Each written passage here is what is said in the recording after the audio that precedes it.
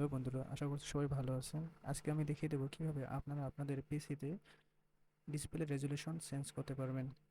প্রথমে জানিয়ে রাখি ডিসপ্লে রেজুলেশন কি। ডিসপ্লে রেজুলেশন হচ্ছে স্ক্রিনে মোট কতগুলো পিক্সেল অর্থাৎ ছোট ছোট ডট আছে তার হিসাব। রেজুলেশন যত বেশি হবে ছবি ও লেখা তত বেশি পরিষ্কার ও শার্প দেখাবে। উদাহরণস্বরূপ 1366 ইন্টু 768, এটিকে এইচডি বলা হবে। 1920 ইন্টু 1080, এটি ফুল এইচডি ভিডিও হবে। এরপরে 2560 ইন্টু 1440, এটি 2K ভিডিও হবে, এটি আরও বেশি সুন্দর হবে এবং ক্লিয়ার দেখা যাবে। 3840 ইন্টু 2160, এটি 4K ভিডিও বলা হবে এবং এটার কোয়ালিটি আরও বেশি সুন্দর হবে, ভালো হবে। ভিডিওতে অনেক সময় দেখবেন কোনো কোনো ভিডিওর রেজলিউশন খুবই খারাপ, অর্থাৎ খুবই ঘোলাটে দেখা যায় এবং কোয়ালিটি খুবই খারাপ দেখা যায়।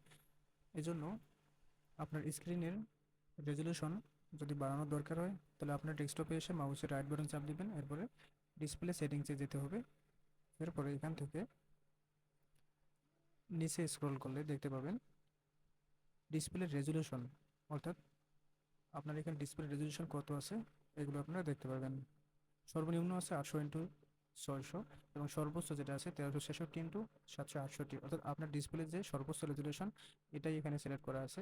আপনি যদি নিচেরগুলো সিলেক্ট করেন তাহলে আপনার রেজুলেশন কমে যাবে।